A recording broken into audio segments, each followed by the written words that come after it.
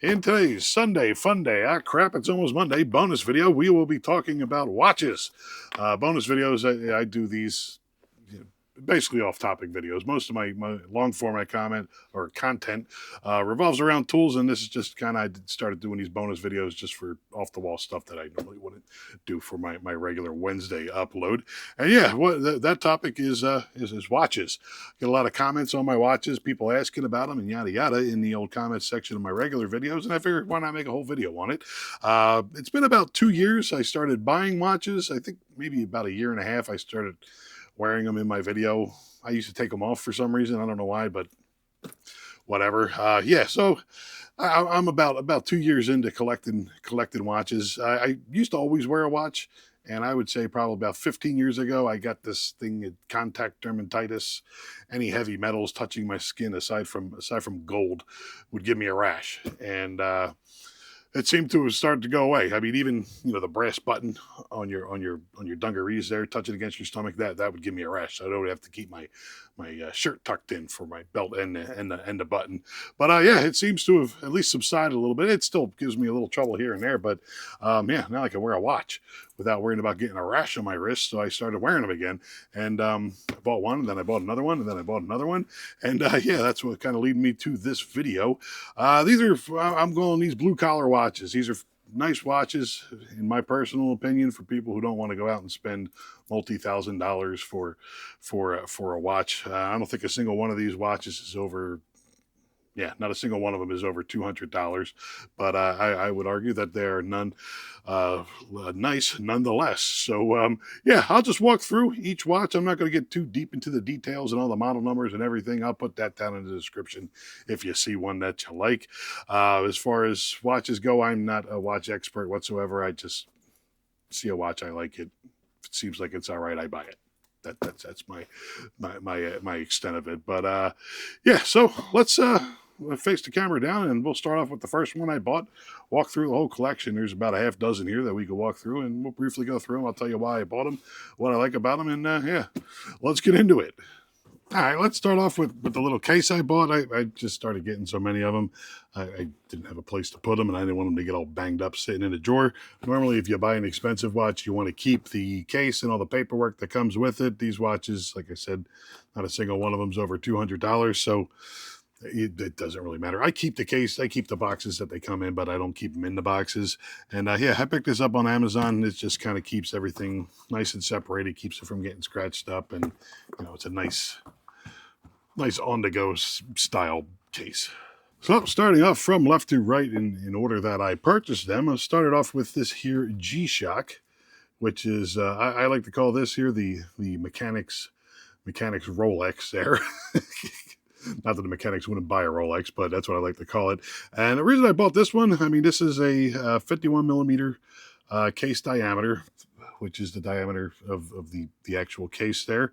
Nice big watch as far as it's got smudges on it. Hold on. Yeah, nice big watch with a nice big dial on it, kind of a masculine feel to it. And I just bought this one because it's got a resin band on it. So I figured if the stainless back would start giving me a rash, I could put a piece of tape on it and still be able to watch it, still be able to wear it without it giving me a rash. Hasn't been a problem. G-Shock watches are kind of, we'll call them like active watches, people playing sports. A lot of military guys like to wear G-Shocks, and of course mechanics, you don't want to be banging around a really expensive watch. And yeah, G-Shock just kind of, it's known as a nice durable watch, and it's a good looking watch too, if you ask me. This particular one's got gold hands on it with gold hour markers, kind of a camo look in the background there. As far as the light goes, I will turn off the lights and do B-roll for the lights for all of these, just because you ain't gonna be able to see it. I don't feel like unplugging the light 4 times during this video, but yeah, it's kind of got like a camo looking face on it. Second counter on the top there. It's got a stopwatch, pretty much everything a G-Shock's got. And yeah, I've worn this watch for over 2 years now, and I mean, you can kind of see how it fits on my wrist there. It's got a nice chunky look to it. I don't mind it whatsoever. It's a nice little watch, and yeah, I'm glad I bought it. It's also, it also got like G-Shocks, stopwatch, day, date, time zones, all that good stuff. Moving on to the next watch would be this here Casio Illuminator. You're going to notice a Casio theme in here. Whenever I'm looking at watches and I see one that I like, it just always seems to be a Casio. This particular one, after wearing the G-Shock for a while, I was like, you know what, if that's not giving me a rash, why don't I get one with a proper bracelet on it, a stainless steel bracelet? And yeah, that's what I picked this guy up. I got it. It's an inexpensive watch with a bracelet, and I didn't want to get a watch with a bracelet that was going to cause me problems as far as getting a rash. It hasn't given me that problem, but yeah, I mean, it's a nice looking little watch. It's got the uh, screws in the bezel. It's the actual bezel stainless steel. It's got plastic on the side. It does have a little light on it, which is actually pretty handy. The glow in the dark hands, so you can see that as well. But again, nothing fancy. It's just a regular old Casio watch. I mean, I think this one was around $40, but I mean, from afar, it looks like a really nice watch. Now, jumping forward a little bit further into time, which would be this here Casio Edifice. And this was one of those ones where I was like, hey, you know what? That kind of looks fancy. I like it.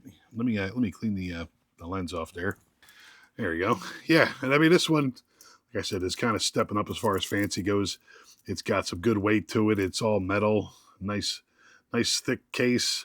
It's got a, how many? This is a 50.5 millimeter case diameter. This one over here, I think I forgot to mention it. It's just a 50 millimeter case diameter. The case diameter, here, I'll put this on just so you can see. This would be the extreme end of things. For a 50 millimeter and my wrist and hand size, and this is one of the problems with me, is my hand to wrist ratio. Got big hands and my wrists don't match them. So for it to fit my wrist, I kind of got to really cinch it down a lot. This one I had to remove a link and tighten the band a little bit, but you kind of see as far as the width goes. Now, for my wrist size, as far as this Edifice goes, this would be probably the limit as far as case diameter goes. Like I said, this is a 50.5 millimeter case diameter. I think you just don't want the lugs on either side here going out the width of your wrist. You'll notice too, if you're looking on Amazon for these things, a lot of people who buy these watches, I'm guessing they're all twinks, because you see these watches that they look huge, and then I put them on my wrist and I'm like, yeah, it's not as big as it looks. But anyway, back on topic with this guy. Yeah, Edifice is just kind of a fancier line for Casio. Again, nice weight to it. This one's got a stopwatch on it. I don't know if you'll be able to see it, but yeah, you kind of see the hands going around for the stopwatch. That stops it, and that resets it. It's got a date indicator on the side there, so you know what day of the week it is. And yeah, this is just a nice watch. They sell these in smaller cases as well, the Edifice brand here, but the Edifice model, I guess we say. But yeah, this particular one, I like it. This is the one, if I'm being honest with you, I get the most compliments on. People really seem to like this watch, and I like it too. I wear it a lot. You can actually see just by the scuffs on the end of it. But yeah, nice solid heavy watch. You feel like you got something on your wrist when you're wearing this thing. Moving on, sticking with the whole Casio theme here, we have this watch here, which is the Casio Wave Ceptor. I bought this one just because it's a cool watch, not so much for the look of it. I mean, it's got a nice casual look to it. You know, you go into a barbecue, no one's going to think you're weird for wearing this watch on your wrist there. This particular one is Japanese exclusive, Japanese market exclusive. I mean, you can get it anywhere in the world, but it's made for the Japan market. It has solar powered, so just kind of sitting here right now is charging up the batteries. So and it basically will last forever. And it also has the I can't remember what it's called, a multi-band. It's really only available, I think, in Europe, definitely in Japan, and in the United States. It's got that thing, you know, you buy those clocks and you plug them in and they automatically know the time, weather, and all that jazz. I'm pretty sure this dials into that band, and it just sets itself. So if I got it on an airplane and flew out to Vegas, when it picked up that band, it would automatically adjust the time to a local time. When I got it out of the box, it was only an hour off because it wasn't set for uh, what else? Daylight saving time. It wasn't set for daylight saving time, but yeah, this one also has a little bit of a light on it somewheres. Yeah, a little bit of light on it somewheres. Again, we'll show that in B-roll. But yeah, I mean, it's like I said, it's a simple watch. It's kind of expensive for what it is, but I like it just for the cool factor. Now, breaking just for a minute from the um, Casio brand, I got myself a nice American branded Timex here. This particular one, I just kind of thought it looked cool. It's got a very uh, military look to it, as far as World War II going on there. It does 24-hour dial on there, so again with the military. The they call this in the description a weekender. I think the weekender is a different one, and they got the description wrong. The weekenders I see have a date marking on them, and they actually say weekender right there below Timex. But this one is Timex INDIGLO. You push the little button on the side here. Where is it? Is that it? Well, we're doing it B-roll, and yeah, it just lights up, backlights it up, and it actually makes it really nice to read. But this particular watch is, again, we got a. Hold on, let me get the size for you. Yeah, this particular watch is a 38 millimeter case, and again with the light. And this one, I actually took this watch with me when I went on vacation. Spent a lot of time outside, going to the theme parks and whatnot. You don't want a big hunking chunk of metal hanging from your wrist. And yeah, I mean, it's a very simple but very nice looking watch in my opinion. If you like, you could replace the bands on it, different color bands, nice and cheap. And yeah, I like it. For what it is and for what it costs. It's a nice little watch. All right, now moving on to the second case that I just had to buy because I ran out of room on this particular one. Look, I got 3 more spots I could buy more watches with. But this particular watch here is another G-Shock watch. It does all the G-Shocky things. It's got the octagon bezel on the thing. There's a few expensive watch companies that like to use that octagon bezel. Nice little light, does the stopwatch. Over here, this dial over here indicates the day of the week. You get the date down there if you want. You could do the different time zones and the yada yadas with it. I just bought it because it's a G-Shock, but it's got a nice look to it. It's got the stainless steel case there, the what the hell they call that, black resin band on the thing, which is nice. It feels nice against the skin. It's not like sticky or anything.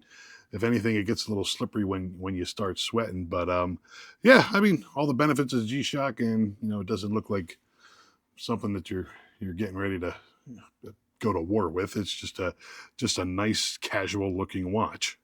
And last but not least, my final break from the Casio brand would be this here Seiko 5. This watch is, again, it's kind of cool. As far as the Seiko brand goes, Seiko is like a kind of as far as pricing goes. I don't know if I can compare as far as quality goes, but Seiko, their pricing is just a little bit higher than the Casio brand, but still still under that $200 mark. I think this particular one was like 100 and I want to say 130. I'm not sure. The prices on these things constantly change. I don't know why, but you could buy this particular Casio G-Shock over here. You can get this one, and one that looks exactly like it in a different color is $50 more. I guess that's just how watches work. But yeah, so back to this here Seiko 5. It's got the Arabic numbers on it. I don't necessarily have an attraction to Arabic numbers. I just kind of thought that it looked cool compared to just a plain black dial. I'm working within a price range here. But yeah, I just thought it looked nicer than just a plain black dial with just regular numbers on it. This one is a day date, and this is actually the first one that isn't a quartz. This particular one's got the automatic winder in it. I just actually got this one, so I'm not 100% sure, because I only wear these on the weekends, if I'm going to be able to keep up with the windings. They do make winders on it. I don't know, maybe I'll tie it to my cat and let my cat wear it for a day, and he'll wind it for me. But yeah, this is just a like a smart looking simple watch, and yeah, I really like it.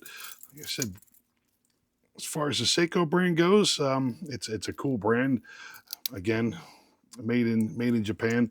Apparently, according to the internet, Seiko and Rolex are the only two watch companies that have vertically integrated supply chains, which basically means that everything that goes into these watches in one way or another is owned by the company. So yeah, and I mean this one waterproof, 50 meters, yada yada, all the zippity doos. It really doesn't have too many bells and whistles. It says 21 joules on it, which the joules I'm believing are the bearings that they use in the automatic thing. They used to call those perpetual, I think, at one point in time, but you're not gonna be able to see it on camera. But I mean, you can see all the tickies and the takis in the inside of there. I just kind of think that's cool from a mechanic's point of view that you could get all those little I'll never work on this thing not with these big fat fingers, but yeah, it's kind of neat from a mechanic's point of view that they get all that into such a small case. I like it, and yeah, I'm glad I bought this one. This one is kind of getting into the more fancy range. So there we go. That is my blue collar watch collection. Like I said, nothing fancy. It's just things that I like, and you know, I like putting them on my wrist and wearing them. That's basically where this whole situation goes. For any of you out there who like don't own a watch and you kind of would like to get a watch, I mean, as far as purchasing one goes, just find one that you kind of like. I think if you're a man, a good size to start off with. This particular one is 48 millimeter. Probably 40 to 45 millimeter. This guy down here, the Timex, that's 38 millimeters. So you're kind of getting an idea. You know, we kind of side by side them so you get a difference. Yeah, there you go. So you kind of see the difference. 38. That's 48 millimeter. Yeah, I think for your average grown man, I think a 40 millimeter watch is probably a good starting place. And then just, you know, pick out which one you want. I would stay away from the goofy Chinese brands that they sell on Amazon. I would definitely go with something Casio, Timex, Seiko, Citizen watches are a little expensive, and from what I've seen, they're a little overly expensive, in my personal opinion. But yeah, I mean, just kind of stick with a name brand that you know. Like I said, I mean, this watch right here was less than $40, and I mean, we're going all the way up to getting closer to $200 with this watch. And you know, it's nice to have a little bit of a watch in your hand. I will say, once you kind of get into it, speaking of the tool, this particular watch I needed to remove a link from, and a couple of these I actually needed to remove a link from, but I was kind of avoiding doing it. And this one I definitely had to remove a link from because it was hanging off me like a bangle bracelet. But yeah, I picked up this little toolkit off of Amazon. It's got, I only really needed the part for removing the link, but yeah, I kind of struggled for a little bit, and I picked this up for like 15 bucks, and it was like bing bang boom. It was cheap. I'm sure this would offend any real watch repairmen, but it's going to get done for what I get. It also has the get this thing off here, the little pins that go into the adjusters down here, and the pins for the top, because every time I take one of these pins off, it shoots off and hits me in the forehead, and then I can never find it again. But yeah, so yeah, that's about it. Let's close this video out. So there we go. That is every single watch I've ever worn in a video that you might have had a question about. Again, I'm not a watch guy. I just, you know, I see a watch and I buy it every once in a while. And yeah, that's my collection so far. Now that they're not giving me rashes anymore, I plan on buying a bunch more in the future. Again, none of these anything special. They're all under $200. Like I said, it looks nice. It makes me feel nice to have a nice watch on my wrist. I'm a big component of you feel how you look, and you know, if you kind of look like you're put together, you're going to feel like you're put together, and you're getting out of bed like you meant to do it in the morning. I say that all the time in my short videos, and yeah, I'm a big advocate of that. So yeah, like I said, it makes me feel good, and it gives me a little hobby buying watches. And I'm old. I need a hobby. What are you going to do, right? So, yeah, and I will give a shout out to one of my favorite creators, actually my only creator that I watch on YouTube that does watch content, which is Nico. I can't remember his last name, which is his channel name, but his company is Pride and Pinion. He deals with mostly higher end watches, but he's not a snob whatsoever. I believe he's from Ireland, or he works out of Ireland. He's got the definite UK sound to him, and he seems like a really down-to-earth guy, and he appreciates a G-Shock just as much as he would appreciate $100,000 AP for whatever that's worth. And yeah, that's partially the reason when I started watching him is when I started thinking about buying a watch. So the watch industry should probably give him a good thank you, because I think he's getting a lot of people into wearing watches again, which is cool. So yeah, that's about it for this video. I will link all these down in the description down there if any of you are interested in it, and my little toolkit and my cases and all that jazz, everything I've accumulated with this little side hobby of mine. Yeah, that'll be all down in the description. I'll link Nico's channel down there in the description. You should definitely check him out if you're interested in watches at all. Very, like I said, very down-to-earth guy, very funny guy.